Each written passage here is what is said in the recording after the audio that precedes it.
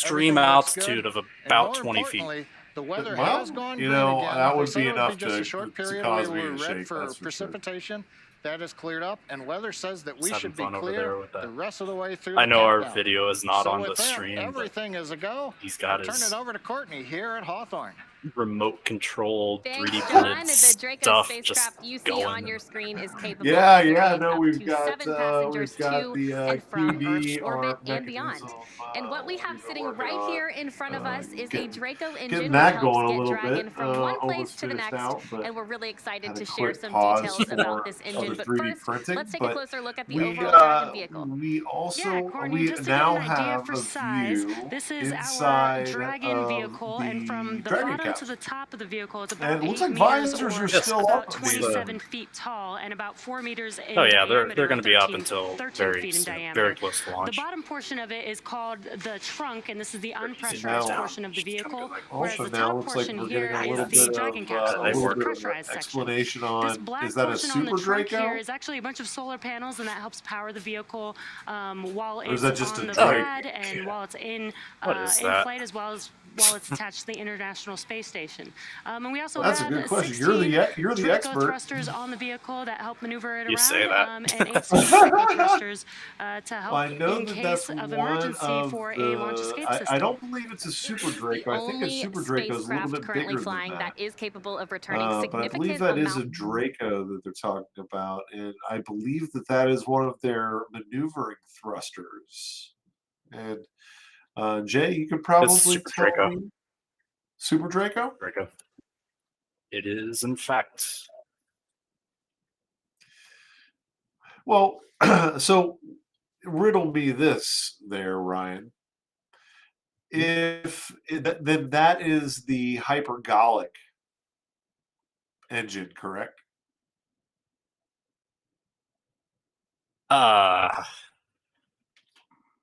1 second. Because that would be something that they would use It does use hypergolic propellant. It uses the same hypergolic propellant as the small Draco thrusters. See, now I did not know that the small Dracos were hypergolic.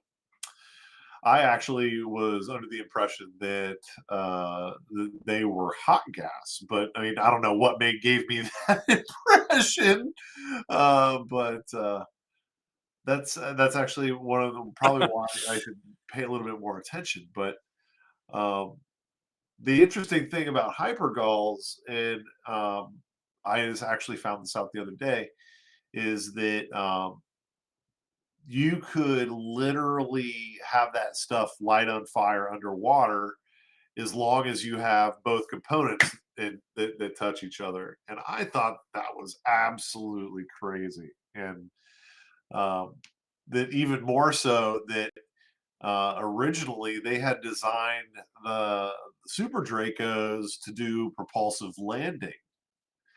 And to propulsively Yeah, land that didn't last Earth. very long, did it? Yeah, it didn't last very long, but the idea. It's just easier when you have something that small to just have a parachute, you know. I mean, man. Dragon, it's not going to the moon, so yeah, don't have to deal with no atmosphere. I've asked a couple of other folks this, and they say no, which I'm sure is true. But you know, my questioning nature makes me wonder. So let's just say that they were coming in and they had, you know, an off-nominal parachute. Could they, in theory, hit that button and still try to do a propulsive landing as opposed to? I mean, so that's assuming they got like all that programmed in. So I doubt if they're not doing that, they wouldn't attempt it because they don't have any programming. Our resident wizard in waiting says that the software would not allow it, or NASA would not allow it, which is new for me. I actually had not heard that before. Well, it's not rated to land like that. I mean, in an emergency. I mean, Right, like an emergency upload or something, like, you know, and that is my. Yeah, I doubt that they have any sort of system like that programmed in, just because I doubt that was part of the contract. Well, so they probably didn't throw resources at that. Well, and I guess that's whoa! Look down there.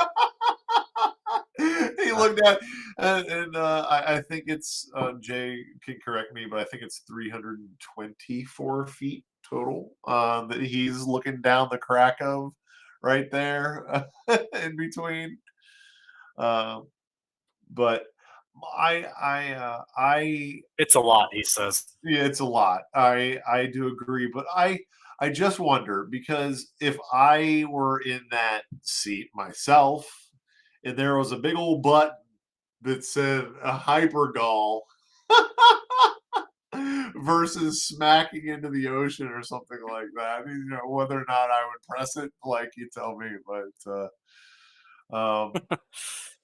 that is Well, one. it's a Dragon spacecraft, so it'd be a touchscreen.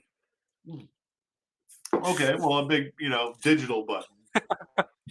Yeah, big digital button. It's just like a big. Every time they go through re-entry, they have to like not push the big red circle on their little iPad or whatever is Is sitting in that front of a them. barbecue lighter he's got there?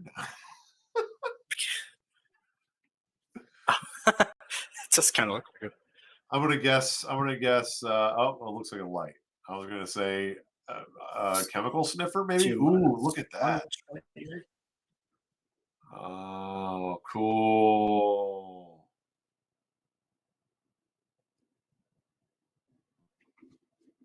Super interesting.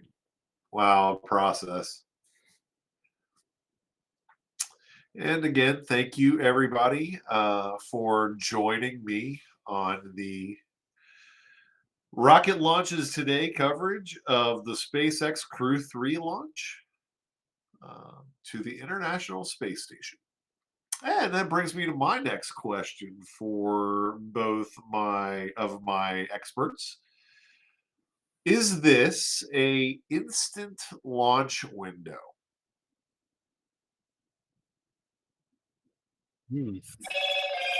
That's a question above my pay grade, but Jay is in that pay grade, and he says it is.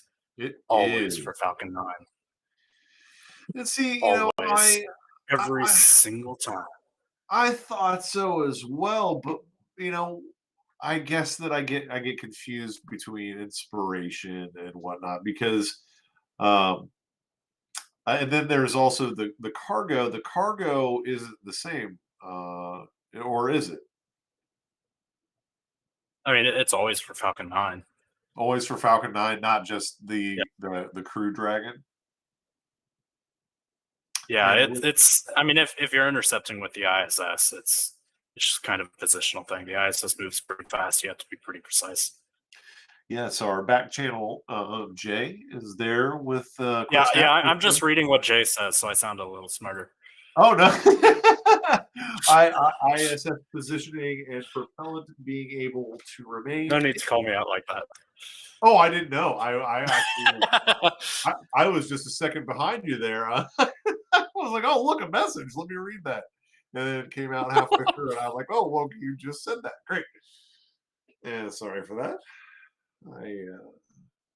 But the good part is at least we have the answer from one or two of you, because if it was me, I certainly would know. I again assert that I'm just happy to be here. And watching this with my five of my closest friends.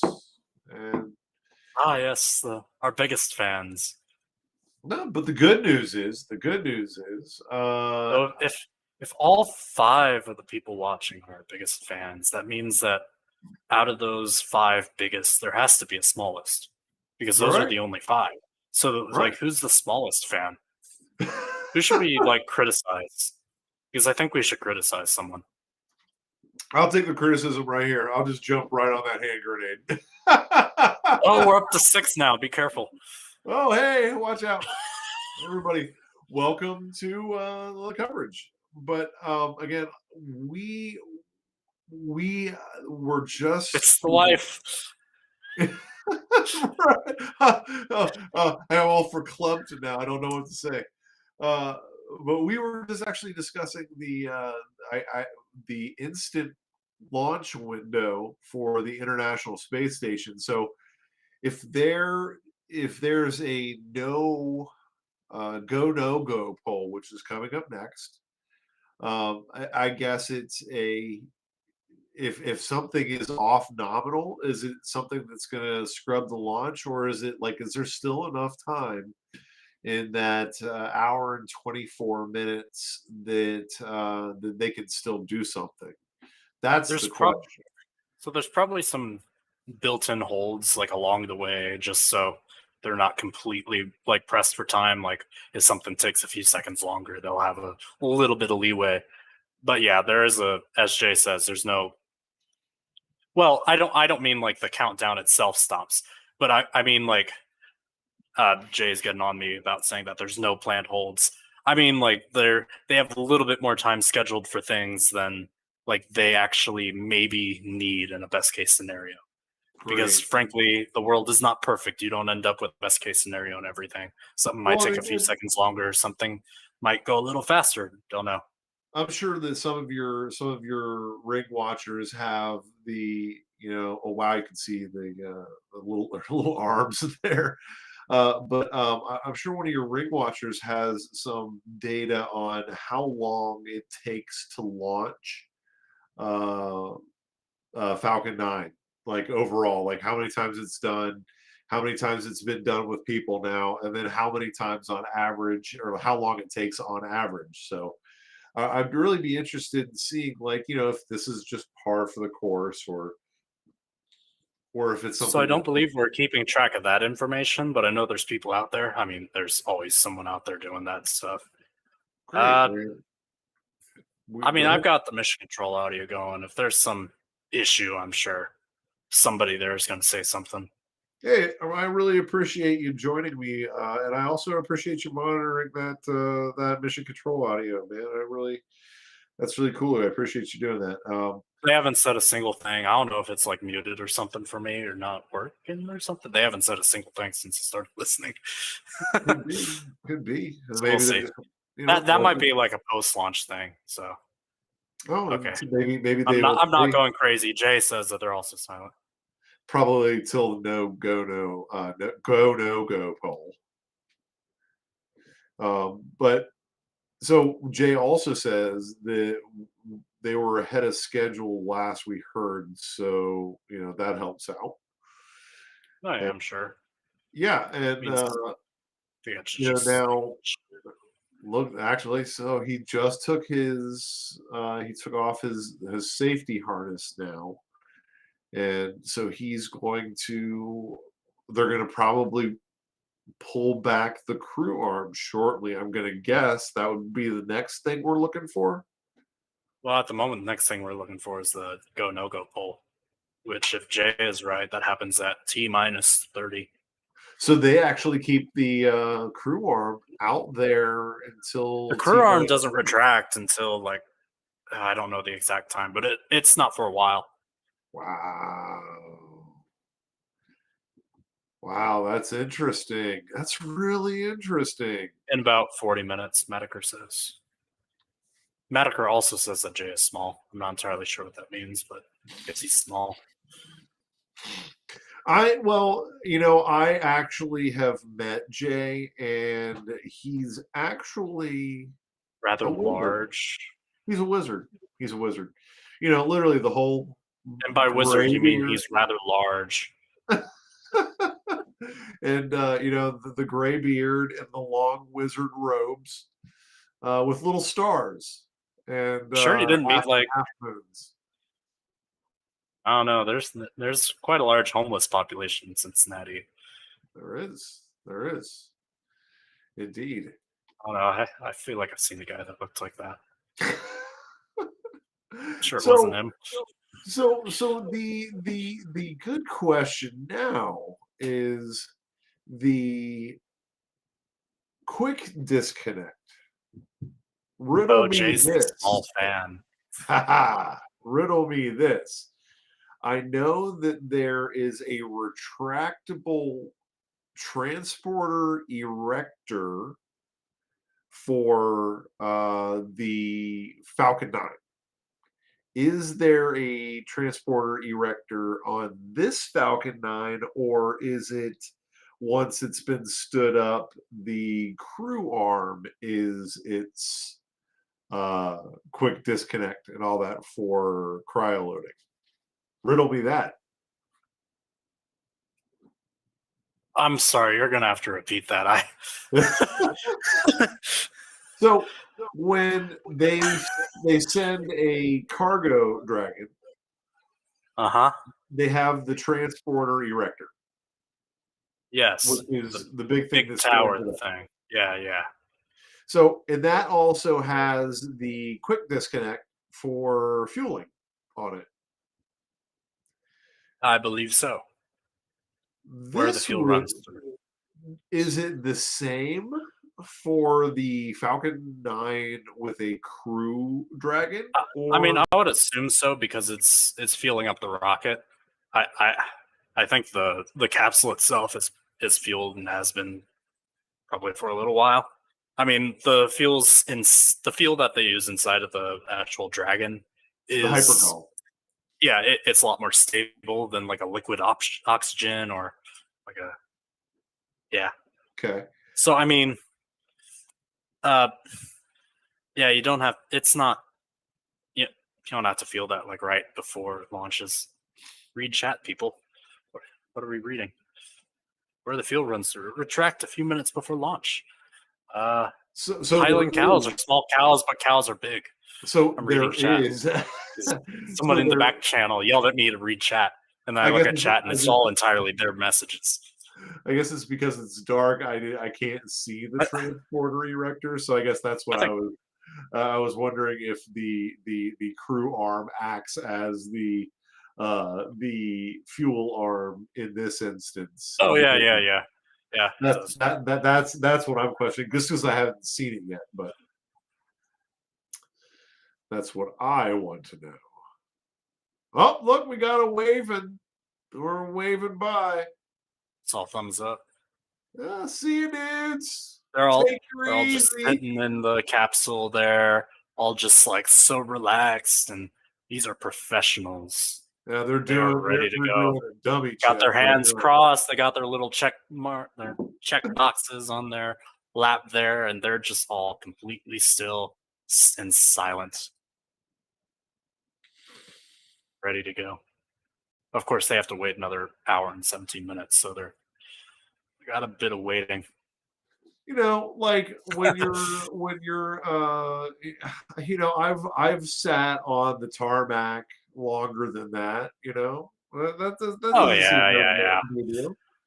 No, and I mean, I'll sit in a Dragon capsule for like 12 hours if it means I get to go to space. My question, I won't even question it. Who's sleeping? Probably Matthias. I don't know. Reading his Wikipedia page, he's trying to he knows 4 languages and he's trying to pick up 2 more. And like, I mean, someone like that can't be sleeping while on top of being an astronaut, mind you. So I mean, he probably doesn't get enough sleep, especially like the night before a rocket launch. You probably don't get much sleep. Now you're sitting on the rocket, you're inside of that comfortable little suit with its climate control thing. You got all the cool lighting within the space. It's probably relatively quiet. You got the soothing voice of the people in your ear, probably sitting there starting to doze off. I'm not giving Matthias enough credit. He's wired in, completely focused, ready for anything. I wouldn't know. It's a good question. Like how could you? I would not be able to sleep, but it seems like there would be 1 or 2 types of people that would be able to. At this point in the countdown, it is not their job to do things, but it is their job to kind of pay attention in case they have to do things. Gotcha. So if they're sleeping on the job, this is probably the last time they're going to space. So I doubt that.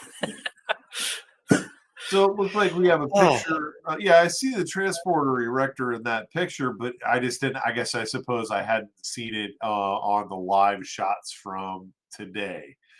That's all I was saying because I am not that smart. But looks like 1 hour and 14 minutes. Wait, let me do the math right now. So you're probably watching our own stream, or you at least have it pulled up in a tab, right? I do. I have our stream pulled up in a tab, and Mataker is obviously paying attention. We have 3 viewers right now, which means Jay doesn't give a crap. Come on, Jay. And he's not going to hear this either.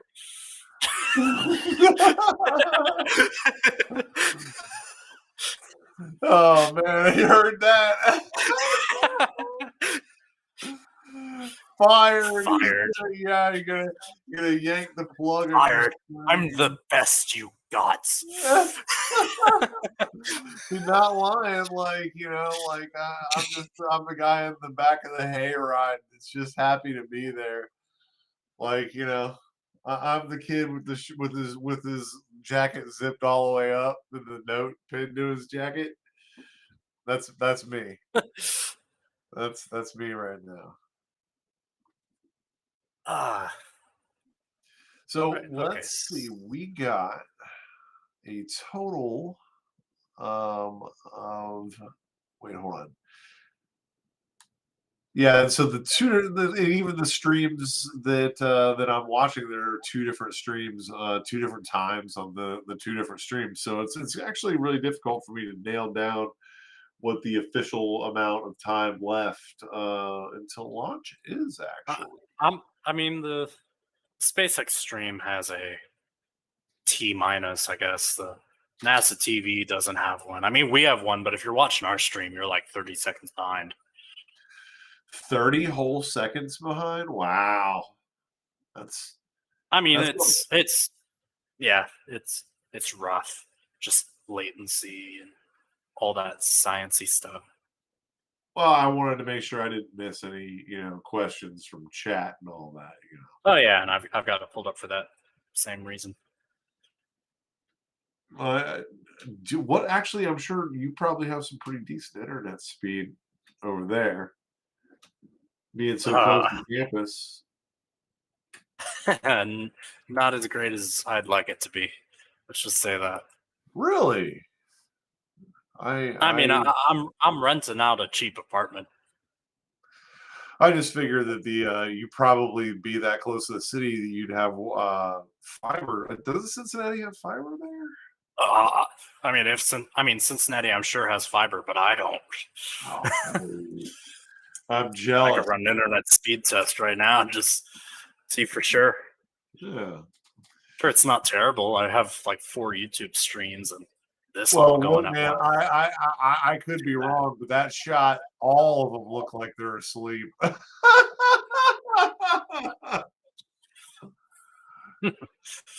I'm downloading 30 megabits a second. It's not great.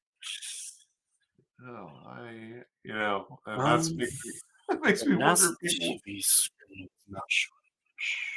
Yeah, let's see. And so, as you can see on the stream right now, we have a door. There is nobody outside the door, but that is an important door. You can see off on the right, though.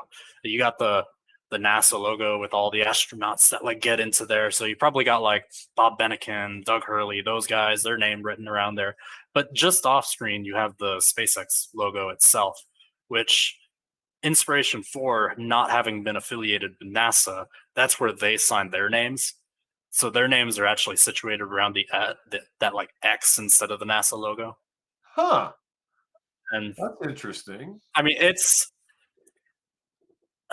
kind of similar to, I think it's over at like Star City, like Roscosmos, or the USSR, all that stuff. There's like hotel rooms that like they sign their names on the doors as they leave. Door, yeah.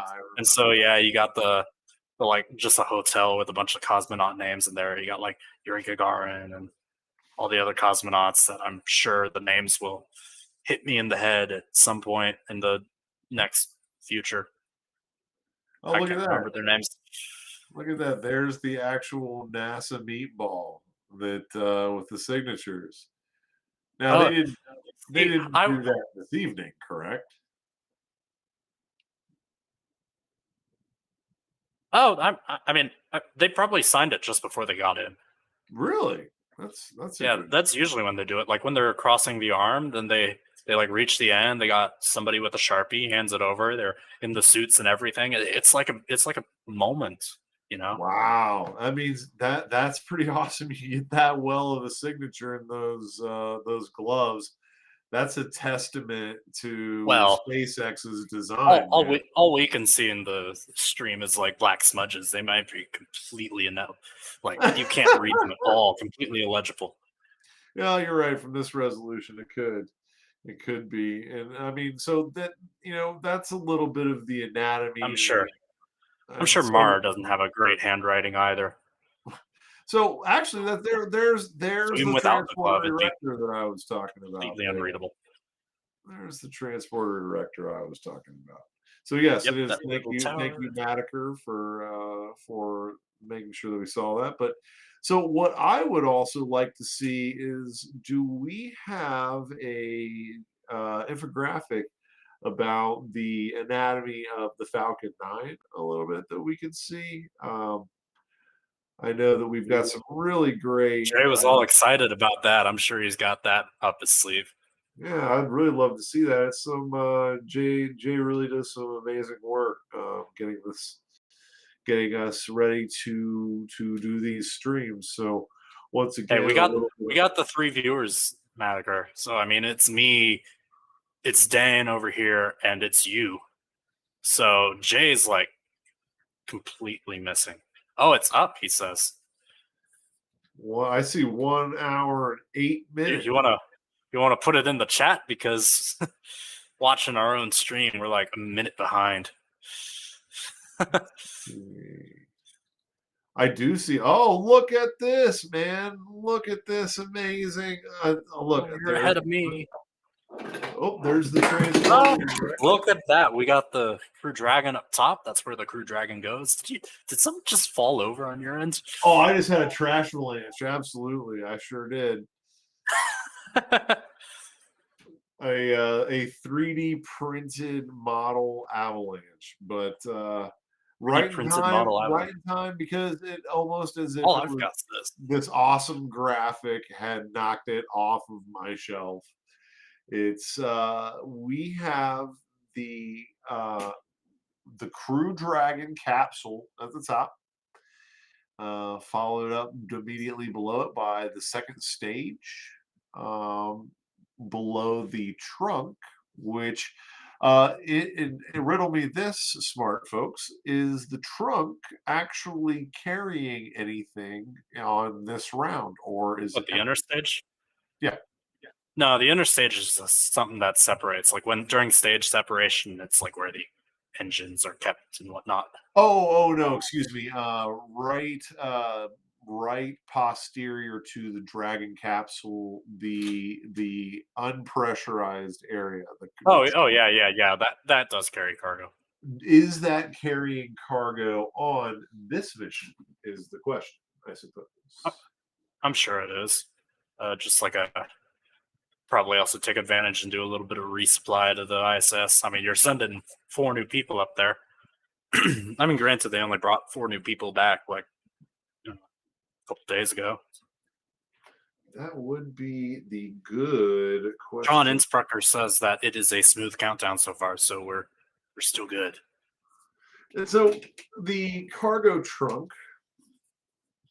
that is right below that. Then there's the second stage, and then right below that was the interstage. And you said that just falls away, and that is just a place where the engines are. Yeah, it's just kind of where that is all kept. Gotcha. And then right below that we have the first stage, which includes 9 Merlin 1D, if I'm not correct, or if I'm correct, Merlin 1D engines. And that is what the picture says. And the landing legs. You never know with terms. I'm making sure that my Merlin terminology. Yeah, so for those of you watching that don't know, this rocket is going to try to land itself. And so that's what the legs are for. And well, this particular Falcon, riddle me this: how many times has this particular Falcon flown? All right. Give me one hot second. Yeah, asking all the questions, all the hard questions, the hard-hitting questions. You should ask the questions that like I know the answer to, so I could see smart. I'd love to see. I love to be smart, man. Well, I only talk about things I'm an expert in. Well, the good news is we will have some Starship launches coming up soon. So this is on Booster 1067. What has Booster 1067 done? Let's see. On the 3rd of June, it launched CRS 22. So this is a that was relatively speaking, it's landed once, but I mean it went up to the space station. It gave them like their, like frozen lasagna and whatnot. It's just it was a like baby booster. And it landed on the drone ship. Of course, I still love you.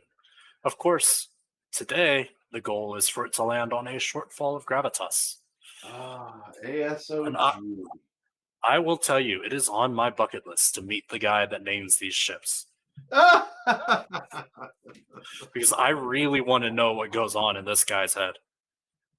Like, what does this even mean? A shortfall of gravitas? I'm gonna guess it's some sort of Doctor Who terminology, and Sam, are you listening? This is your thing. Come on, you hop. From a sci-fi thing. From some sci-fi?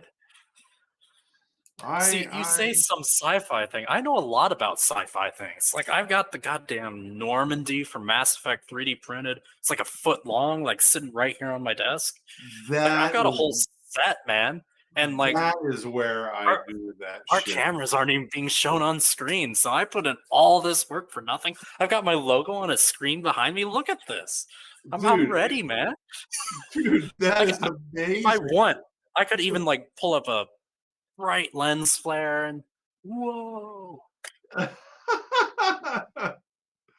Oh man, well, put it this way. Did you know that Thomas Marshburn is Carolina? I did not. I'm reading that on the stream that we're watching and restreaming, kind of.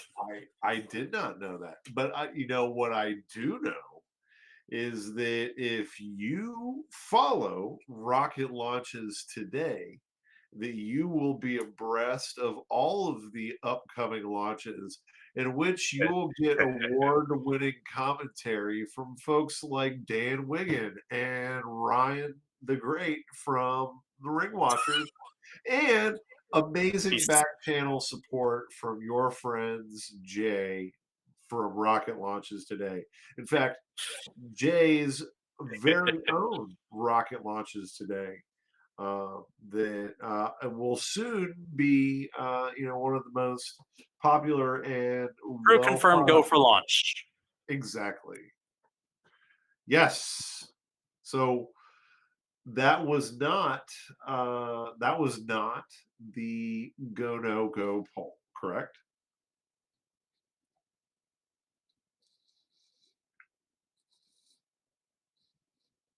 Correct. Great. Because we have milestones that get us to the next phase, and what we're looking for next is that go no go poll.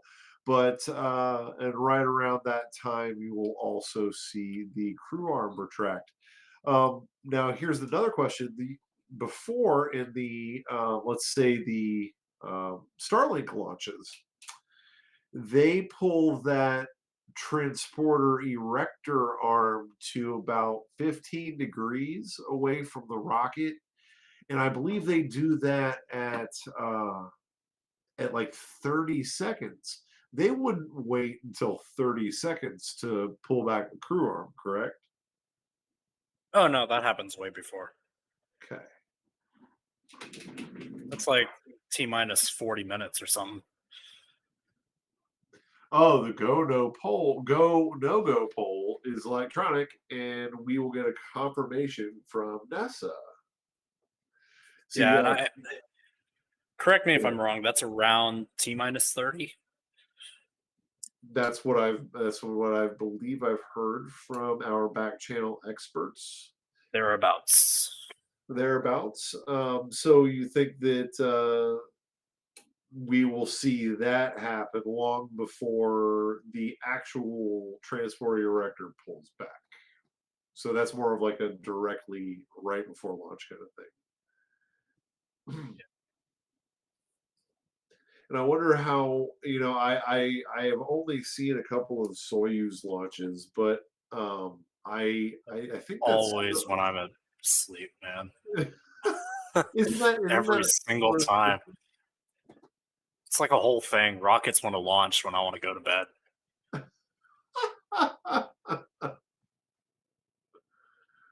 Yeah,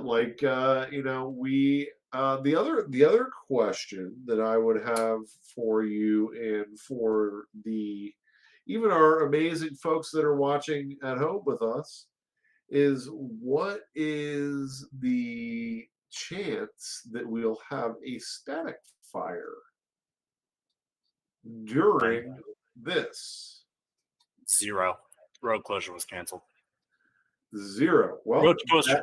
It was also canceled for tomorrow, so we got absolutely nothing on the horizon. It's great. Oh, come on now.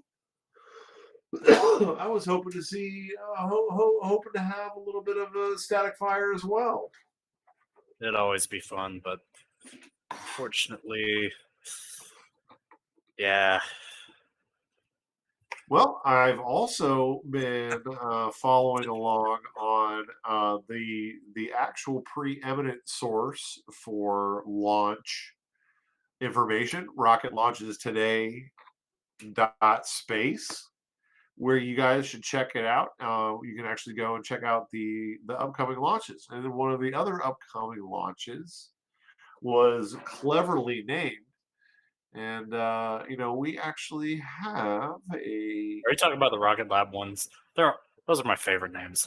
Yeah, I think it is a Rocket Lab launch, actually. God, and that's gonna like be every single one of their names. That's the other guy that I want to meet. Like who names the SpaceX, like the ships that like catch the boosters, and who names the Rocket Lab launches? Because those two people like would probably be best of friends. Love at First Insight, and Electron, and that was the next one. And thanks They also got a great patch. And that was thanks Two, to rocket launches today that I got that awesome information from. So if you don't follow it, make sure you go and check that out. I actually am tired of asking people when the next launch is. So rocket launches today is quickly becoming my go-to location for all things launch. So check that out. And yes, I am shamelessly going to plug this until the day I die. And we also want to make sure that we give a solid shout out to the space devs who provide us with launch data for rocket launches today. And it's really crucial to what we're trying to do to make sure that if you have a question on what's going to be the next thing to watch and pay attention to, well, there you go. It is a beautiful site that has some of the best data out there in a really easy to understand way. So again, if you big shout out to the space devs and all those who are helping out. Again, like tonight, Ryer from Ring Watchers joining us, and Jay from Rocket Launches Today. And I am Dan Wiggin. So let's dive back in here. It looks like we're under an hour until we launch the SpaceX Crew 3 mission to the International Space Station.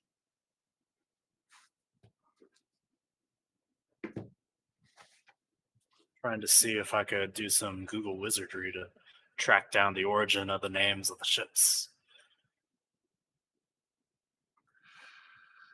This is Madiger says you don't want to know how bad it is for Europeans when it comes to paying attention to launches, and I couldn't even imagine. There's a layer of games. What is that? I do apologize, Madiger, for complaining about Central Time being slow, for being an hour behind where we are on the Eastern time zone. It must be a nightmare for you guys, especially for Jay, who's joining us at some ungodly hour of the morning to bring everybody this video. And again, 3 watching or 3,000 watching. It's something that we're all happy to be part of. I've tracked down the names of at least a couple of them, the drone ships that they land on. So there's a book, I think, The Player of Games by Ian M. Banks, a Scottish author, published in 1988. There's a quote in it: "By their names you could know them," Horsa thought as he showered. The culture's general contact units, which until now had borne the brunt of the first 4 years of the war in space, had always chosen jokey, facetious names. Even the new warships they were starting to produce, as their factory craft completed gearing up their war production, favored either jocular, somber, or downright unpleasant names, as though the culture could not take entirely seriously the vast conflict in which it had embroiled itself in. And the direct quotes, which that was also a direct quote, but later on, it's like referring to those warships. What are they called? Of course I still love you, and just read the instructions. They're not warships with names like that. They're GCUs. What else? Good. Gurge. Gurgeh. What is that name? So Gurgeh said, relaxing a little, looking out on the square again. Good. That's all right. He took a deep breath. Well, man, I'll tell you now I know, and knowing is half the battle. And so what was that again? What was the name of that book? The Player of Games by Ian M. Banks. Of course I still love you is a joke about those who attack others or sometimes in abusive relationships, making excuses for their behavior. This is really dark. In the way the ship is joking about how the harm it inflicts on others is ultimately for the greater good of everyone, though it appears abusive. Also, this is something a parent might say after disciplining a child, much in the same way that the culture's superior firepower can discipline their misguided enemies. This is really dark. Wow. Well then. Symbolism of I'm reading a post on Stack Exchange about this, so that these aren't entirely my words. Just read the instructions is a little more difficult. I assume this is referring to the complexity of military hardware and spaceships and how they are often put into the hands of those who don't understand what they're using. If someone has a different take, that's more obvious, blah, blah, blah. Okay, they were talking about like somebody else. Let's see. So Jay says real quick, poll go poll is T-minus 45 minutes, by the way. Oh, so that's coming up in 5 minutes. Heck yeah. And that they said that's electronic and that we will get just the results from that, or is that the actual where they go around the room and it's like, avionics go. Or like, yeah, it's just a full-on like Pokemon battle or something. Right. Because I I was actually thanks to Rocket Launches Today, they alerted me to a Japanese launch, and they did a go no go poll in Japanese, and it was really interesting. Because everyone, they went through each department, but so I guess there is no verbal poll. That's sad. Jay tells us there's no verbal poll anymore. So this post that I was reading about the names of those ships, this was actually before the name of Shortfall of Gravitas was like, I guess it wasn't known about at the time. And so I decided to search through that, like the text of that book. And the ship that name came from is named something slightly different. The original name was Experiencing a Significant Gravitas Shortfall, which I think that flows way better.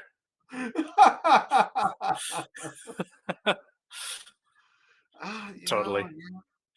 Who I would like to meet, and right before we have this go no go poll, I'd like to meet who's the guy who puts all of the things on the wait, wrap.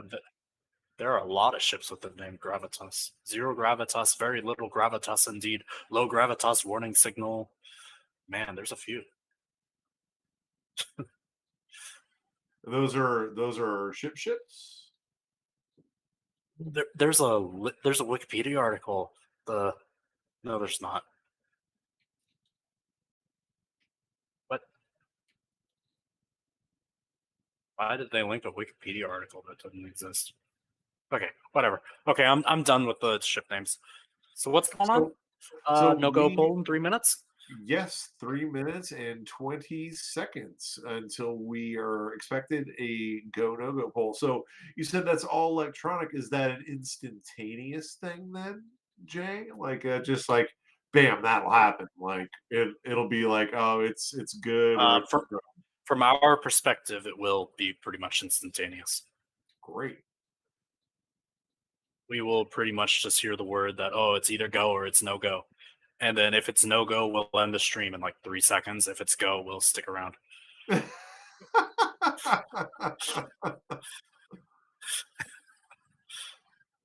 be like, well, folks, thanks for joining. Thanks for tuning in. Well, that sucks.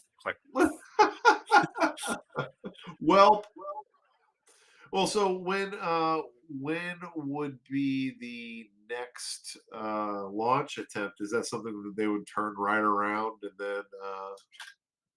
and go again tomorrow, or is that something that they would need, a few days on, kind of thing?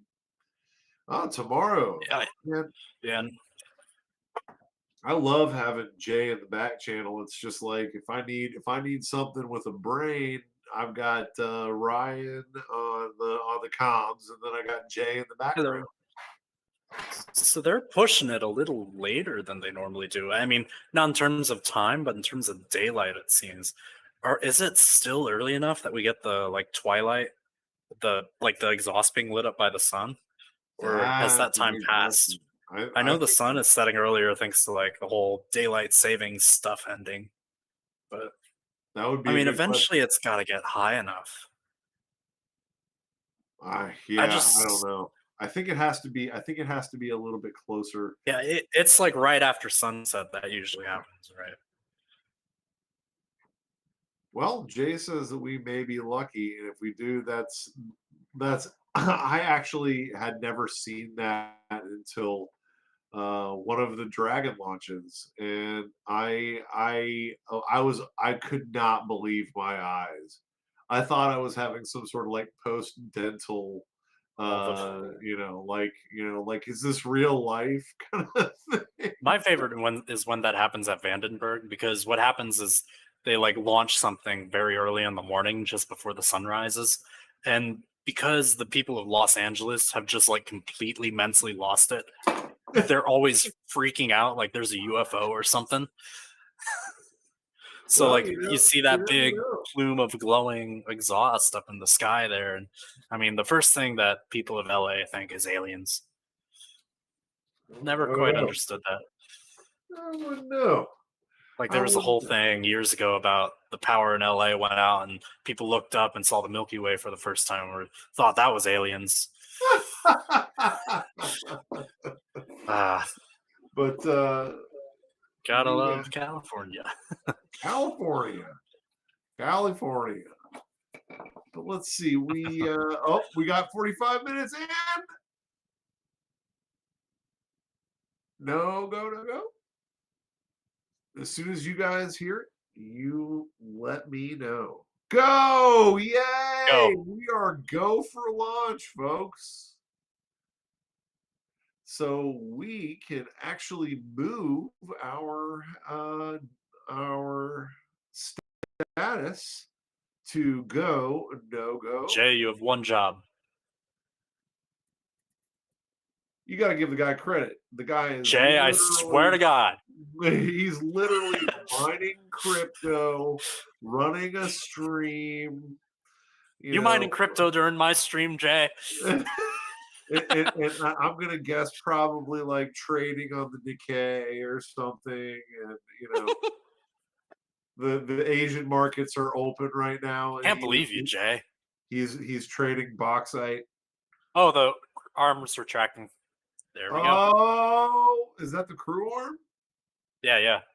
Oh, I can't see. It's because you're watching our stream. You're a minute behind. I linked you a stream that you should probably watch. Well, I mean, it'll be a little bit more on time. Yeah. Well, I've got very limited bandwidth in this. It's okay. I'll keep you up to date. Yes. Yes. Let's see. There we go. We got. Oh man, look at that view on the SpaceX stream. By the way, Jay. Cameras inside the crew arm. You can see the strong back there as the Falcon 9 moves away. Wow. Let's see. I am going to check that out and see if it crashes my browser. Oh, they just switched it over and it looks great. Oh, I love it. Oh. So they have to get the go to pull that away, I'm guessing. That's what you're trying to tell me. Jay's asking us if the LAS is armed, as if we're paying attention. Well, I mean, I wouldn't know. I mean, see, I'm trying to pay attention. I just can't hear anything. Well, I've got them talking in the background, but I'm paying attention to you because you're more interesting.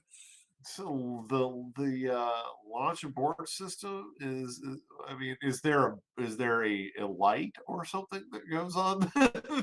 Oh, there's a little tag on the side of it. It says "removed before flight." All right, got you there, but you say he oh, we should get verbal confirmation. Okay, great. Yeah, no, I have not heard any kind of verbal confirmation. I am just happy to be here. I also wanted to take this moment to thank Jay again for all he does for keeping us informed about the next launches, and also for all the computer work that he does getting other sites ready for launch. Oh, we're good for launch abort, by the way. It's happened. Looks like we are good for launch abort now. Was that something you heard over the NASA feed? No, Madiker put in the chat. Oh, man. Madiker's always yelling at me for not paying attention to chat. Oh, they're currently arming it because launch escape system, they're calling it on the stream. It's not armed yet. It's going to be armed soon. Launch escape system. One of these days, I don't want to see something go wrong, but one of these days I want to see the launch escape system trigger. I think you took the words right out of my mouth. Watch those Dracos and Super Dracos and Mega Dracos and Hyper Dracos and Giga Dracos. All those Dracos just fire. It's like a disco ball in the sky or something. 20 G's or something. What was that they said that they experienced? Enough that it's unpleasant. Yeah, that'll enough that it'll wake up Matthias Maurer. Oh my gosh, 39 minutes until launch, you guys. 39 minutes. I don't know. I honestly don't know what I would be doing. So are we sticking around like for the entire time until they end up at the ISS, the full like 28 hours? Oh yeah, dude. Yeah, we Of should. course. Of Yeah, course. I'll call in sick to work tomorrow. Well, I was thinking that Jay, Jay, he doesn't ever have anywhere to be, and so like I figure he would just keep streaming it, and he doesn't need sleep, so. Yeah, when not streaming himself, Jay is just like watching other people's those like 24/7 streams.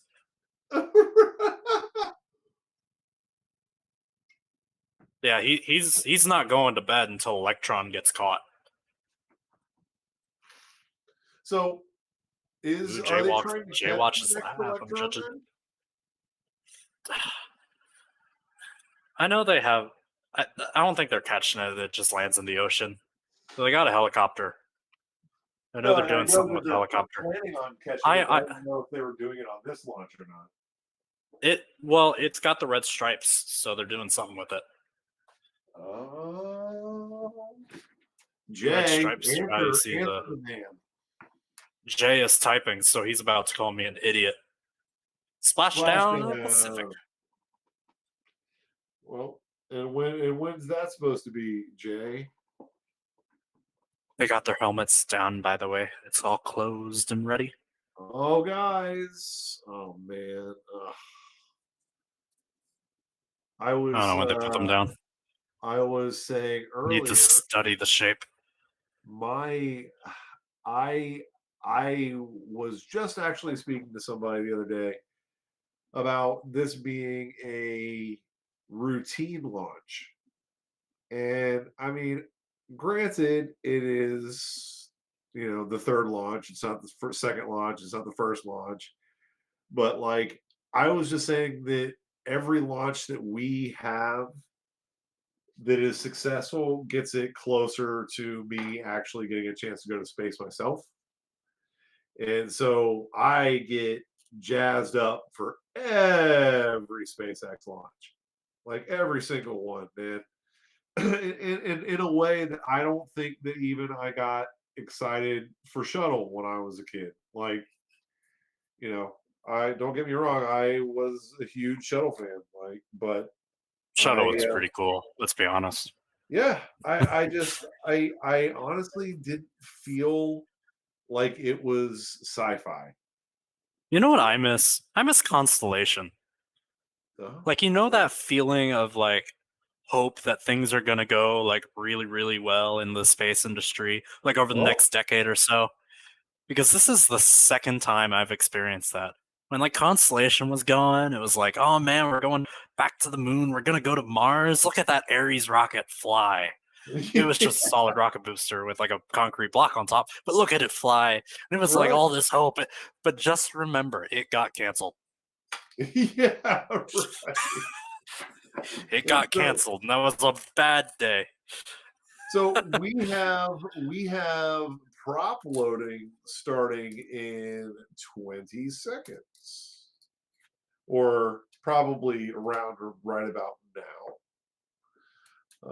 And yeah, R.I.P. Ares X, R.I.P. But I believe that Orange rocket go to Mars. Yeah, Orange rocket. R.I.P. Orange rocket. We got Orange Rocket 2.0. What? When is? I mean, do you have no? Oh, well, let's see. Love at first insight. Rocket Lab. Yes, from rocket launches today. Yes. But We my got a question thumbnail. is, when? That's on deck. That is our next rocket launches today. Is going Now, to. my only complaint about that thumbnail is you don't have the red stripe on the Electron. Hooray! Propellant load has started. Right. Propellant loaded has started. Propellant loaded has started. Propellant loading has started. I could talk. Propellant load start. Prop load start. Yeah. Plart. So now it's especially loud inside of the like Dragon capsule because like propellant load is just relatively loud. So if Matthias Maurer wasn't awake before, he's awake now. Is it? Is it? I would not have expected prop load to be a loud element of it. You're sticking cryogenic fuels in a big hollow tank and you're sitting right on top of it. It's pretty loud. I mean, like, you know, you always imagine like letting out the gas in your propane grill, but wow. I don't know, man. I at this point in time, I'd probably have a hard time staying in my seat. You better stay in your seat. I know, but I just keep bouncing off the walls. Like, let's do this. Well, not yet. Man. You're not in 0G at this point. Still on Earth. I know. No, but like, you know, only a couple hundred feet up. So, how long have we? When was the first crewed Dragon test? I mean, it's probably that was demo 2, right? That was 2019. No, 2020. Last year. That was only last year. Wow. Oh, I'm thinking of the Falcon Heavy test. Wow. Falcon Heavy test was pretty. I enjoyed that. Unbelievable. And so that was Bob Benkin, correct? And Doug Hurley. Yeah. Doug Hurley. Man, and that was only May of last year, just after SN4. Unbelievable. It's almost surreal that in 2021 that, you know, here we are, Crew 3, and, you know, we just got done sending Inspiration 4. Which one of you knows, and this is the real question, which one of you knows when how many launches like this we're going to have next year? Well, I think in terms of like the NASA SpaceX partnership, I think the current contract is 6 launches. I might be mistaken about that, but I mean it's almost a given at this point that they're getting a contract extension. Of course, the same contract was given to Boeing with their Starliner. That hasn't happened yet. But at least 3 more launches. 3 more Crew Dragon launches. Yes, under the current conditions. Oh yeah, at this rate, the Jay I'm not sure they'll probably steal get the some launches from Starliner. Well, Jay is saying that, but I think it's more going to be like just more of a contract. I could see Starliner still happening. It's just going to be a while. Well, I guess also the question is are there any more Inspiration-esque type missions, or do we have to wait for the Super Bowl to find out? I know Tom Cruise wants to do something. Oh, that's right. That's right. Is the Russian film already done, or are they still? Is that still on? Ooh, they've come back, but I mean, I don't think the film's come out yet. Axiom, is that Axiom? Is that the filming launches? Thank goodness, so we have Jay. Tourism. Yes. We are now coming up here at T-minus 30 minutes to launch. Auto sequencing computers for the Falcon 9 rocket and Dragon spacecraft will take over the countdown process in the terminal countdown. Man, I gotta say, I've seen a few streams of some Falcon 9 launches, and let me just say, these images are some of the nicest images I have seen on the screen. So kudos to our very own Jay for really making that happen. So thanks again, and I truthfully am thrilled to do any more commentary that I possibly can for you. And thanks again for all of this awesome stuff, Jay. But he's probably going to say, "Oh, thanks, Dan. You're awesome. Thanks for." Yeah, we give Jay too much credit. No, Jay doesn't get enough credit. He's one hard-working dude. He does a lot of stuff, and StarbaseOutfitters.com included. Oh, excuse me, I didn't mean to let that slip, but Jay's I'm pretty grateful for it. But the next thing that we got, so we won't see anything. Looks like we see prop loading gases coming out. I see that, but what if any, Ryan, do we have to look for visual cues next? So the big thing we're looking for is fire coming out of the bottom of the rocket. That's a really good sign that we're going forward. What will that show us, Ryan? What does well, so fire that'll show us two things. If the rocket starts to go up, that's good. If it doesn't, that's bad. Okay. And the other thing that it shows us, what's that? Sorry, what's that? You've walked away. Yeah, no.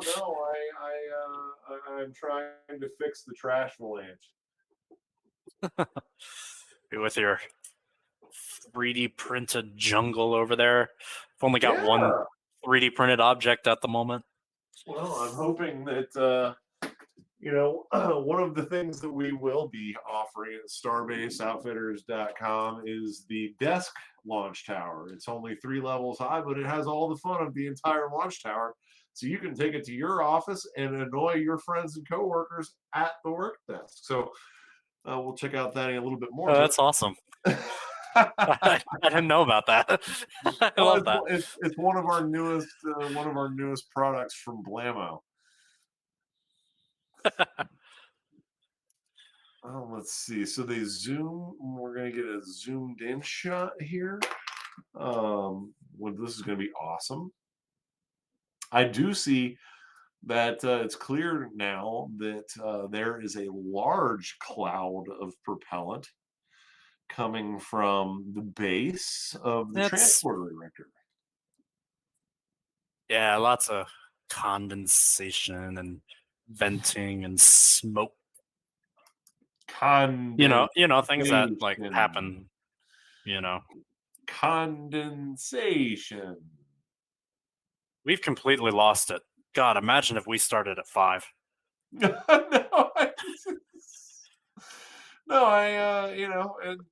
if we had Golden Boy on here, and we had a couple other folks that could keep. We need to leave some people to watch the stream. Yeah. Oh, I can also see a drone in the shot, unless that's not what that is. I'm sure they have a drone out there. Yes, it sure is a drone. Look at that. Got the drone going on. Either that, or it's someone's coming into the occlusion zone.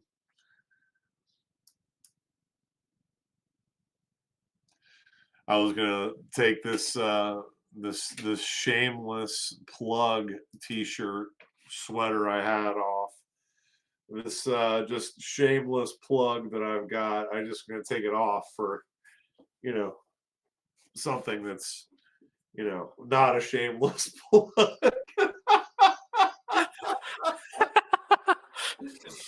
Man, I didn't even change out of my work clothes. I just looked at my shirt. I'm like, oh, it's blue, so I made my lights blue, and now I look like I'm themed better. Great. Though we are now currently filling up the entire screen with this chilling video, a prop load of the cryogenic fuel. That's awesome, man. So we're not spoiling it with our mugs. No. Speaking of mugs, what other merch does Starbase Outfitters plan to sell? One of the amazing things that we actually plan on selling is some really awesome wall vinyls designed by some amazing artists, both locally and Oh, they're shit.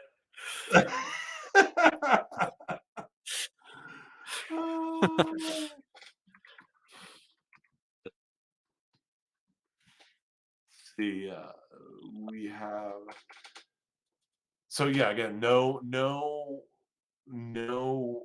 actual call out for any kind of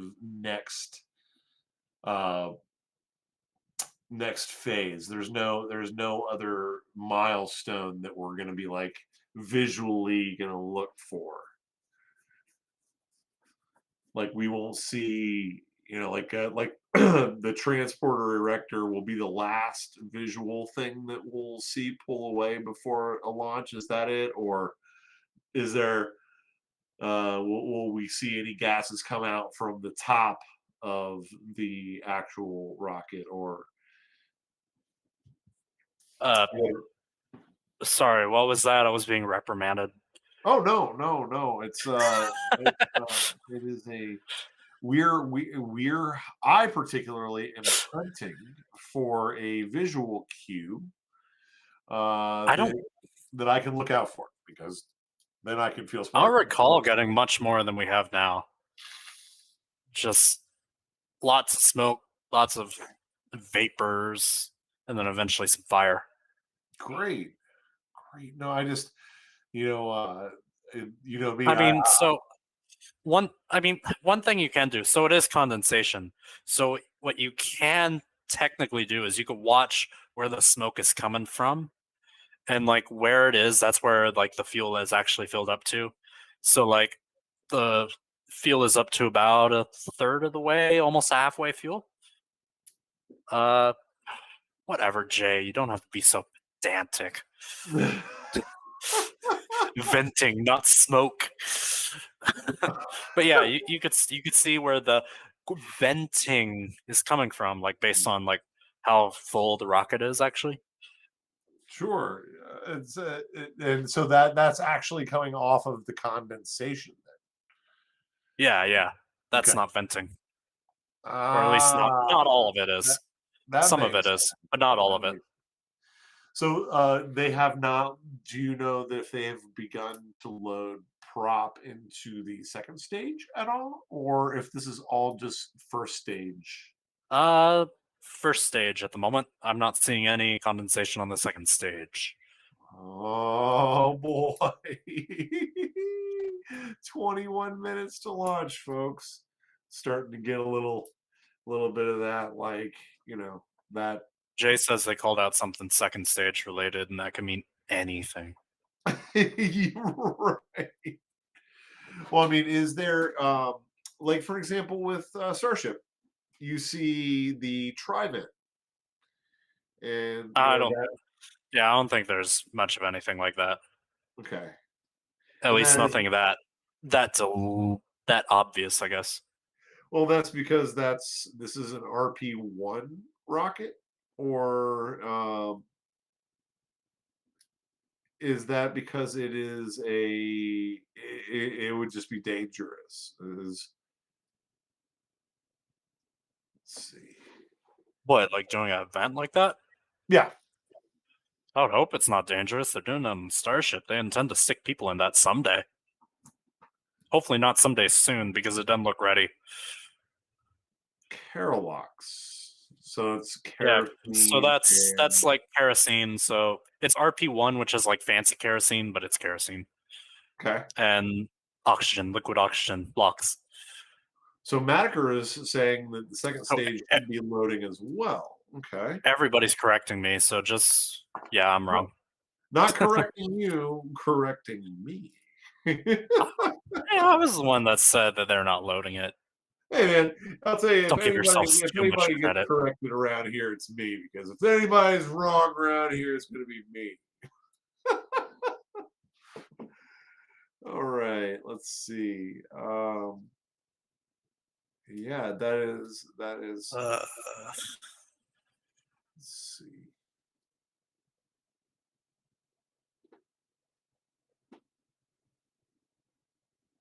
Whoa, does Crew 4 have a patch already? What? I have not seen a Crew 4 patch. This Stage 2 RP1 has now been completed. Wow. Okay, so look, there's some sort of venting there from the second, like from up much higher. So, okay, in the future, Yeah, yeah. I'll know to look for, that's a large amount of venting. Wow, is that normal? My resident expert. Oh yeah, so Madiker, we're going to be going like 40 hours. Let's see.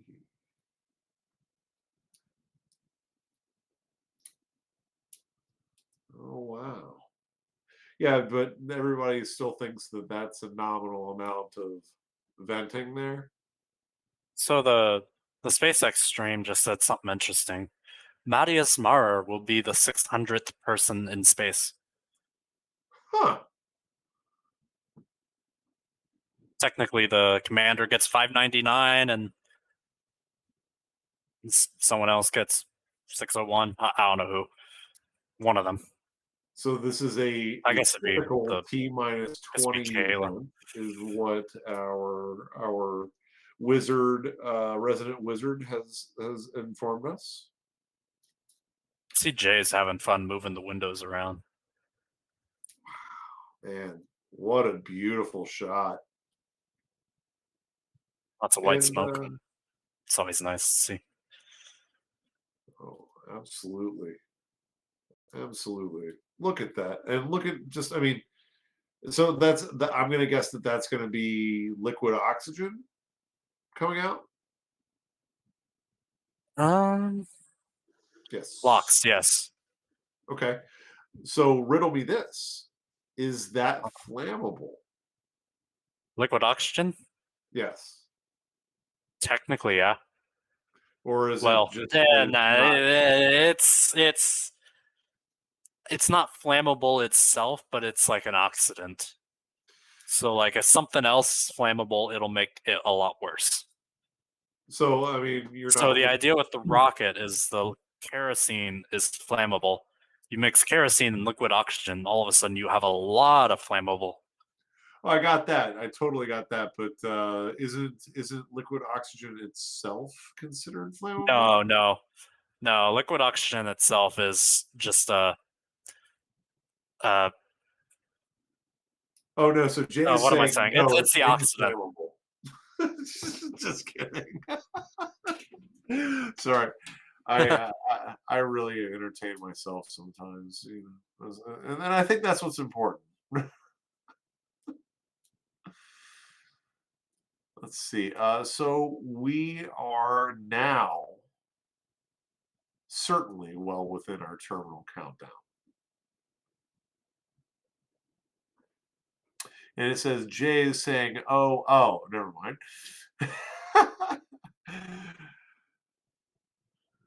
And we have a delayed screen of T-minus 1556 until we send the 600th person to space, y'all.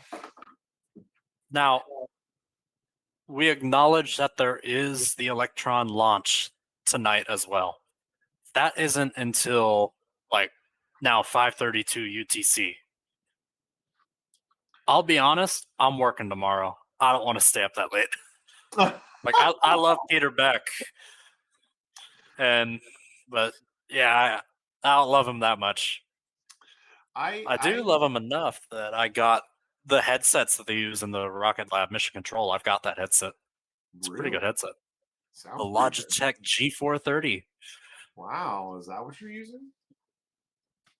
Well, no, it's not what I'm using right now. I'm just using some other headset because the Logitech G430 is old and it doesn't work as well as it used to.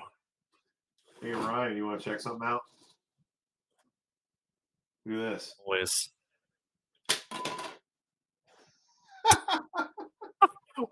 What was that? That was my disc being thrown by the table. Nice. Anyhow, I really, really would love to see the Electron launch for sure. But I don't know if I'll be able to catch that one as well. That might be a bridge too far. But we'll see. See what the boss says. Everybody knows that the boss is the one who makes all the rules. Yeah. And Jay's gonna be like, yeah, I'm the boss. Let's see. So we have what is your clock saying for the official stream? I have T-minus 13 minutes and 24 seconds. So we're not too far behind. We're 13:37. Well, of course, then that audio gets fed back into the stream and then delayed even further. Like if you were listening to the stream, you'd probably be listening to me saying the T-minus about right now. Yeah. Yeah, I haven't figured all that out. In the future, I'd love to. I was thinking about having this be a mic stand, but I don't know. That'd be really cool. But that's up to Jay. I honestly don't think he'll probably want. I'll just get the. You could like move the mic in and out. Yeah, that'd be really cool. I'm telling you, I think desk tower is the fun thing. But anyhow, I think it's strong enough. Yeah, absolutely, 100%. So what you should do is you should I know it's not part of the original tower, but you should add like an extra axis of motion so it could actually tilt. So like if you put say like a can of soda or something in there, you could like drink the soda without actually having to hold it. I agree. I think that would be wonderful. I agree. I think I think that's something that SpaceX should also look into. Just like a massive can. Right. Fill the Starship with Diet Coke. So yeah. Fill the methane tank with like Mentos, and diet soda, right? Yeah, for the oxygen tank. Because Diet Coke works way better with Mentos, Jay. That's why we use Diet. T-minus at 11.5 minutes. Unbelievable. I cannot wait. What is the total travel time to the International Space Station? A long time. It's over a day, isn't it? I know Soyuz could get there in like 3 hours or something insane. Why is that? That's a great question for like a Scott Manley video that I think exists. Right. Especially not T-minus 11 minutes till the party time. Oh yeah, we got a rocket launch to launch. So those are the Falcon 9 quick disconnects there. Yeah, those are actually those are like the things that are hooked up to the Dragon. So probably like cables and whatnot. Like before Dragon actually like operates under its own computers, it's being fed information from like the outside. Plus, I'm sure some other stuff goes through those little conduits. That would be another good question for our resident professionals to find out whether or not that is if it's released or if that's yanked out. Because that thing, I mean, it's yanked out pretty much. That thing it looks like it's in there pretty good. I mean, that's what like quick disconnect means. It like quickly disconnects, aka just like yank it out. Oh yeah, I didn't know if there was a like a venting up at the signal top kind of thing, or if that's just straight like when you're vacuuming the house and you kind of like grab the plug with your foot and yank it out of the wall kind of thing. Upload's got to be approaching being complete by now, shouldn't it? I don't know if you all in the back channel have heard anything.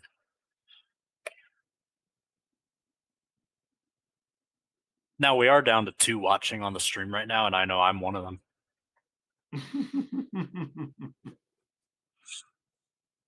So which one of you is my biggest fan?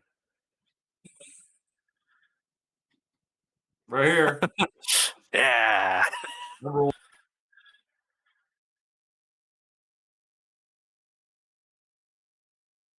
See, we actually have like 4,000 people watching. We just don't know. Well, the good news is you know, you can only get more. And you know, being able to have a script, being able to know how these things go a little bit better in the future, then I think we'll do really well. I especially love hanging out with you guys, and even if it's just hanging out with you guys and watching it, it's worth it to me. Yeah, I mean, if you're coming to watch our stream, got some venting. I was hearing. I don't know if I just heard the Mission Control audio like say something there for a second.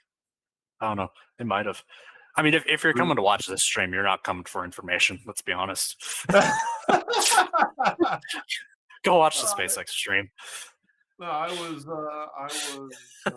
was trying to tell the management that I think that there's we got a great team here of expert commentators that are here to bring you the cutting edge stuff that people really want to hear.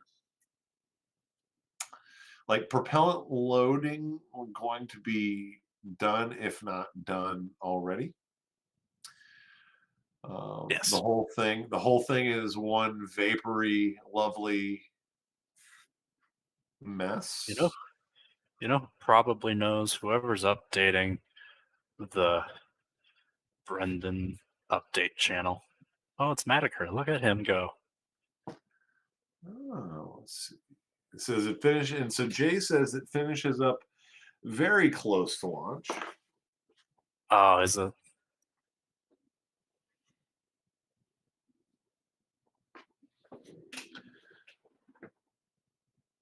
Which kind of makes sense because, boil off causes extreme pressure, and you would probably want to avoid any kind of boil off unless they use that pressure to spool up the engines. But I believe the Merlin is electrically spooled, but I'm not sure.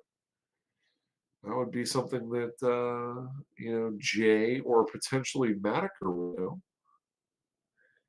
since apparently Matthias has the brain the size of a small basketball or a large. Aren't basketball sizes standardized?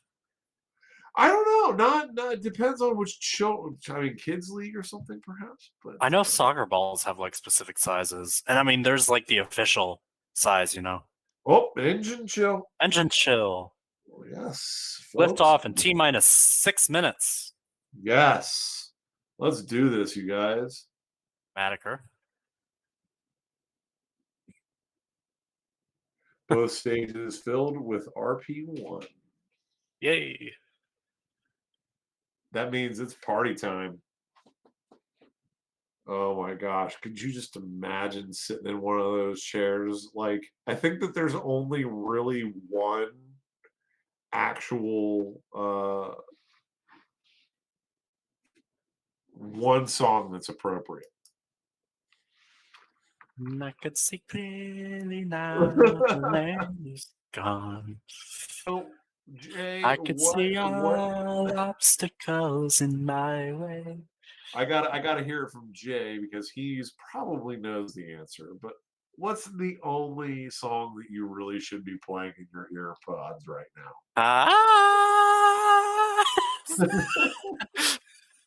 Starman, I was gonna, these are all really good answers.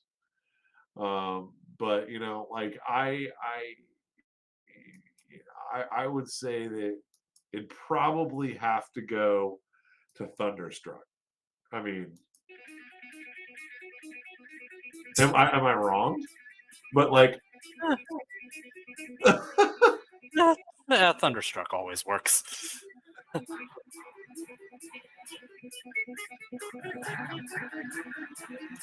And that's all you can play because it's but like I would literally be sitting there just I don't know how I would keep myself from like bouncing up and down in my seat and going crazy. I really don't know how one would do it. Like they're supposed to be calm and everything. I'd just be going crazy. 4 minutes So away. we are just past T-minus 4 minutes. Coming up at T-minus 1 minute, we will actually cut commentary and let the launch speak for itself. Yes. So I am hearing. Yes, which is great. And I will be happy to mute my mic and listen as well. We will get to see things happen. And it'll be beautiful because it always is. And I will just go back to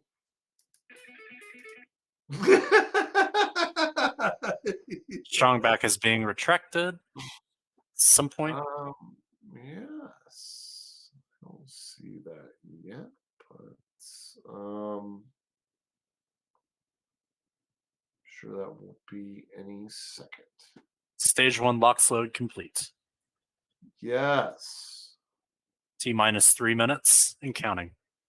So all we're waiting for now is the final go for launch from the launch director.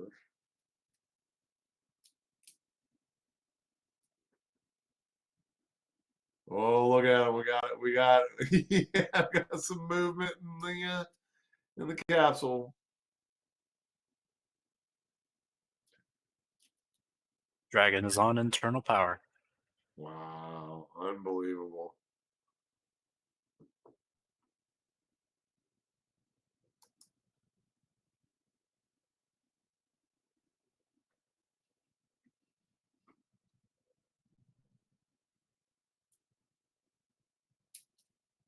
Just over 2 minutes.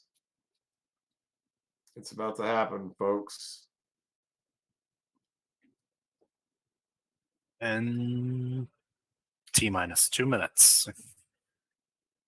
Once again, thank you for tuning in to Rocket Launches Today and our coverage of the SpaceX Crew 3 launch to the International Space Station. We're about to go quiet to give props to the launch, and we will see you briefly on the other side.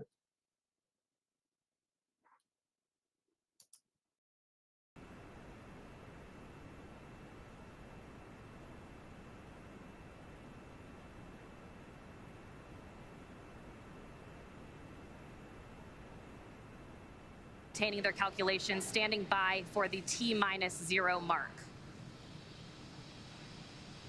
That next call out will be that Dragon is in countdown. Standing by now for that call.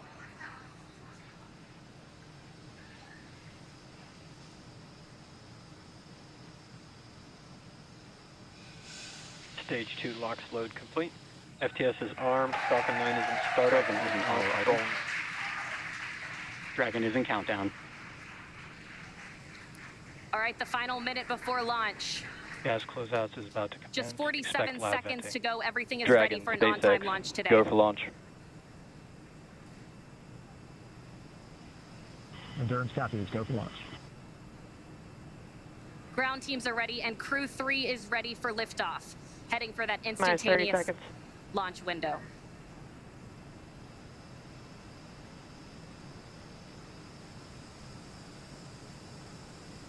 "20 seconds to liftoff.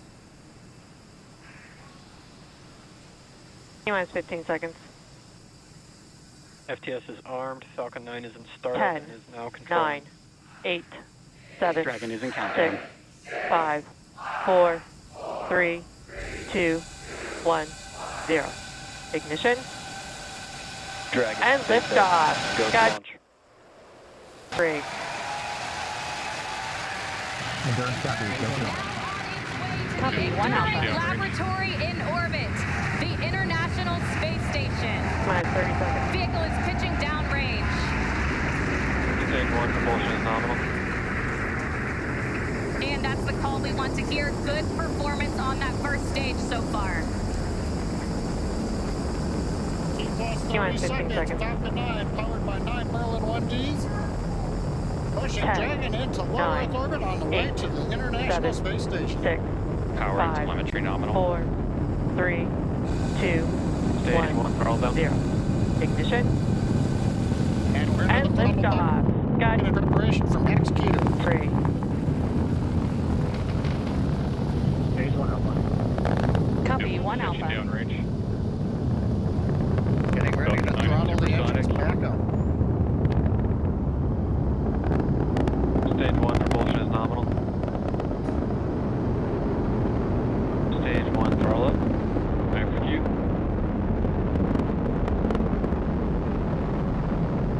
Stage 1 Bravo.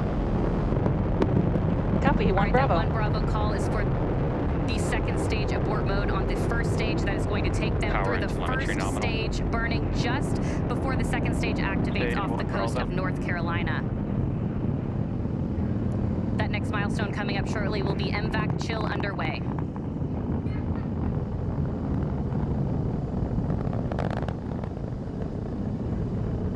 MVAC chill underway.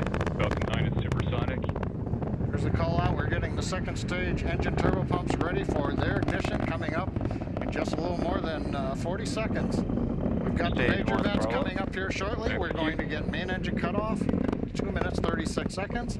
The stages will separate, Stage and 1 the Bravo. second stage will ignite, carrying Dragon on Copy, its 1 way into Bravo. low Earth orbit. Everything continues to look good. Stage 1 throttle down. Stage 1 throttling down at 3.5 Gs.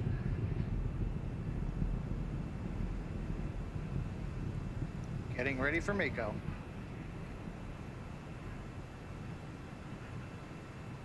MVAC chill underway.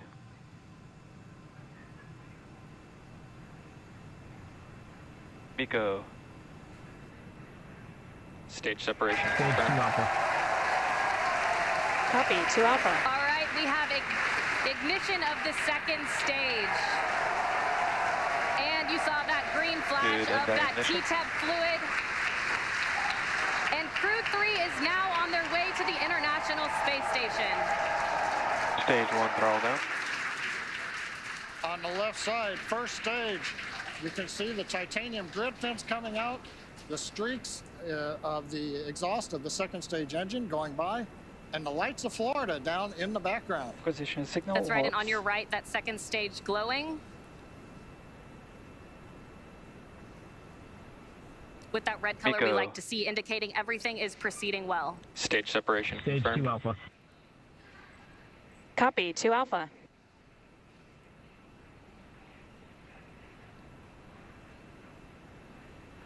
Good MVAC Now ignition. 3 minutes and 40 seconds into flight, everything's still on track. Acquisition of signal Bermuda. Dragon SpaceX, trajectory And that nominal. call out of acquisition of Confirmed, signal copy. Bermuda, that just means the Bermuda ground station has the signals from the second stage of Dragon and Falcon 9. Acquisition of signal Wallops. Now, currently on the first stage, we are coasting to apogee, beginning a slow 180-degree pitch, so that when the vehicle comes back through the atmosphere, the engines are pointed down towards the drone ship when we do the relight. Relight for the entry burn will come at T plus 7 minutes and 30 seconds, 3 minutes from now. Currently, the first stage about 166 kilometers up, continuing to coast to apogee for Acquisition of another signal brief Bermuda. period. Dragon SpaceX, trajectory nominal. Meanwhile, that second stage still propelling the Crew 3 astronauts up the eastern Endurance, copy. seaboard, and it will continue to fire. That's about a 6-minute burn to deliver the astronauts into orbit. Dragon SpaceX, trajectory nominal. Endurance copies. And a good call out from the ground teams. I always love to hear trajectory nominal, and the crew gets to hear it too on the call out. Acquisition of signal New Hampshire. And the New Hampshire tracking station has acquired the telemetry signal.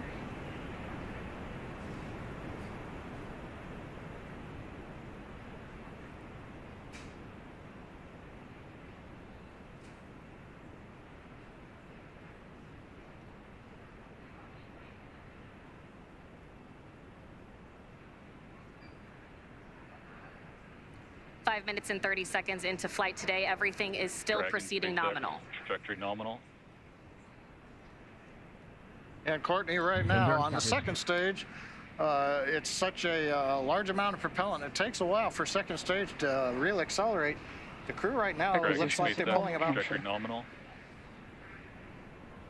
Looks like we're pulling about 1.5 Gs. Yeah, right on cue, those check-ins on the second stage performance. Everything is still looking good on that second stage. The next milestone on the second stage will be SECO. And we're getting our views now from inside of Endurance, our first views of the crew on their way to the International Space Station.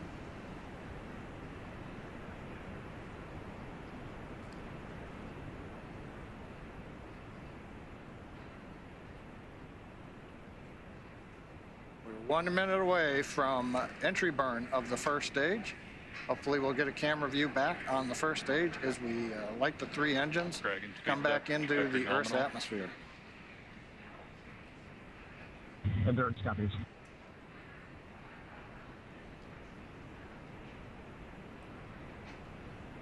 Dragon SpaceX, trajectory nominal.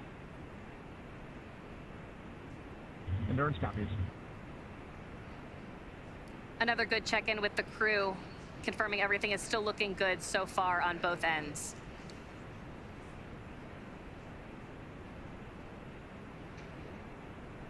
That next milestone coming at 7 minutes and 30 seconds will be entry burn start. Currently waiting for the call out from the SpaceX propulsion responsible engineer that the 3 Merlin 1D engines have lit to begin slowing down the first stage prior to entering the Earth's atmosphere. Stage 2 FTS is safe. Stage 1 entry burn is in startup. Dragon SpaceX, trajectory We've nominal. heard stage 1 entry burn is startup. We've lit the center engine. We've got the 2 side engines, 3 engines running. This is a 27-second burn. This will slow the first stage down. We'll then enter the atmosphere where the grid fins begin to work, and then we will fire the single center engine as we approach the drone ship. Stage 1 entry burn shutdown. Confirmation entry burn shutdown. And meanwhile, that second stage is less than a minute away from cutoff.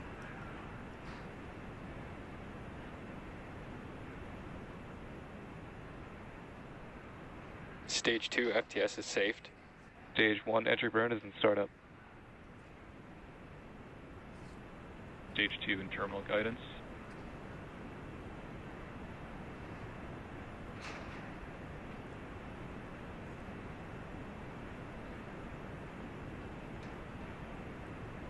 Shannon. Copy, Shannon. There's that call for Shannon. Stage 1 is transonic. Stage 1 entry burn shutdown. Stage 1 decelerating as we prepare for entry burn, but our attention is right now looking at stage 2 as we get ready for shutdown.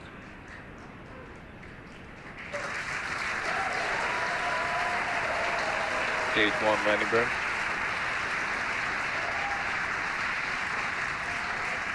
Dragon SpaceX, nominal orbit insertion. Stage 2 in terminal guidance. And the second stage has done its job. Our Crew 3 astronauts have been delivered into orbit. Stage 1 landing leg deploy. Shannon.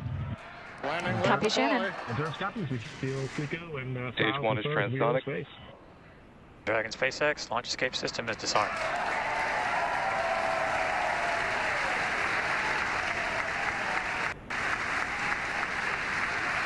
And then shutdown. Stage 1 landing is confirmed. Stage 1 landing burn.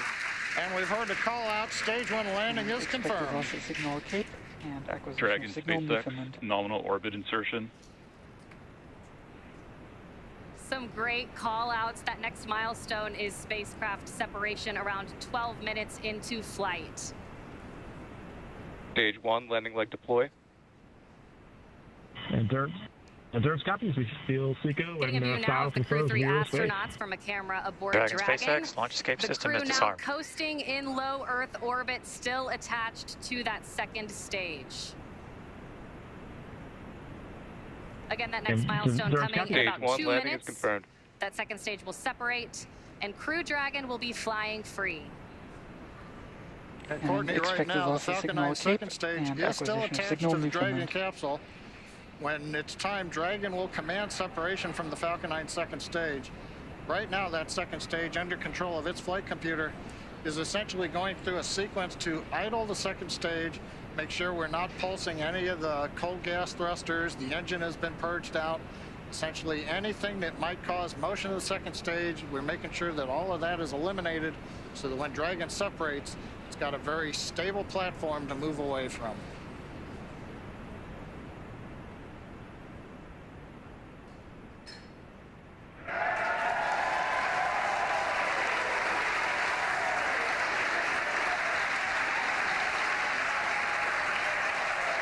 I believe the cheering in the background, they're getting video back of Falcon 9 first stage on drone ship as we get ready for Dragon separation.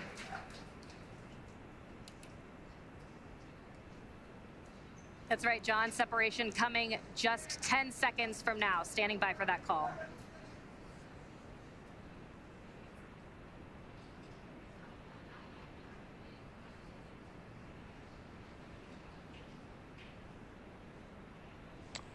Expected loss of signal, wallops.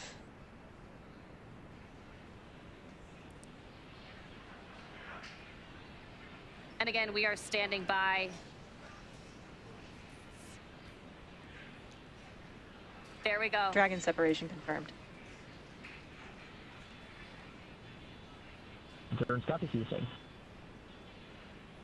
Dragon, CE, welcome to orbit. Hope you enjoyed the ride from F9. Dragon will take you from here. Safe travels. Stand by for words from LD. And Endurance, LD here. On behalf of the SpaceX launch and recovery teams, it was a pleasure to be part of this mission with you. Enjoy your holidays amongst the stars. We'll be waving as you fly by. Cheers. Expected loss of signal, wallops. Wow. Incredible views of the crew now in orbit on their way to the International Space Station. It was a great ride, better than we imagined. Dragon separation confirmed. And some final words from the crew as well. Dragon, CE, There welcome they to are, orbit. our Crew 3 astronauts. Hope you enjoyed the ride from F9. Dragon Now will take in you from here. orbit. Safe travels. That next Stand milestone by will for be the words from LD. deployment of the nose cone. And Endurance, LD here. On behalf of the SpaceX launch and recovery That'll be teams, about it was a pleasure to be part of this mission with you. process. Enjoy your holidays amongst the stars. It'll We'll expose be those waving as you forward fly by. bulkhead Cheers. Dracos and will prepare them for checkouts as well. Courtney, watching them in 0G right now, working Thanks, their displays. guys. It was a great ride, so better easy. than we imagined. But we had the benefit of watching the launch team, the spacecraft team, the NASA team, everybody working here for the last week. Space, man. Working through this.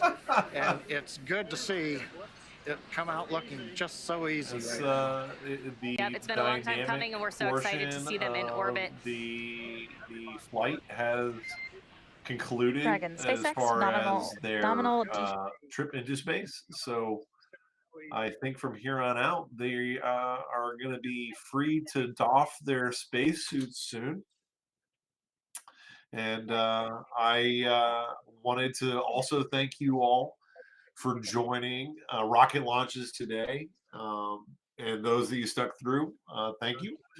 And for those that might watch this later on, thank you for your like and your subscribe if you have not already. I wanted to send out a special huge thanks to Jay for all his amazing hard work putting together this commentary for us to do. And also, last but not least, thank you so much for Ryan from Ring Watchers for joining us short notice to throw down some live commentary. I really like both these folks, and getting a chance to view history and talk with you while it happens has been an honor. So I've been muted this whole time. Lovely. Sorry about that. Oh, no worries. It happens. So, one more time, again, thanks to Ryan from Ring Watchers for jumping in and giving us his expert spin on this. And make sure No problem. I wouldn't call myself an expert though. Well, he's modest, folks, but he's one of the smartest folks I know. And I wanted to make sure that you guys all follow Rocket Launches Today on Twitter, and as well as Ring Watchers on Twitter. And we will be coming back at you with more launches and more commentary very soon. And so we'll probably end the broadcast here very shortly. My name is Dan Wiggin, and thank you very much for tuning in to Rocket Launches Today coverage of Crew 3 launch to the International Space Station.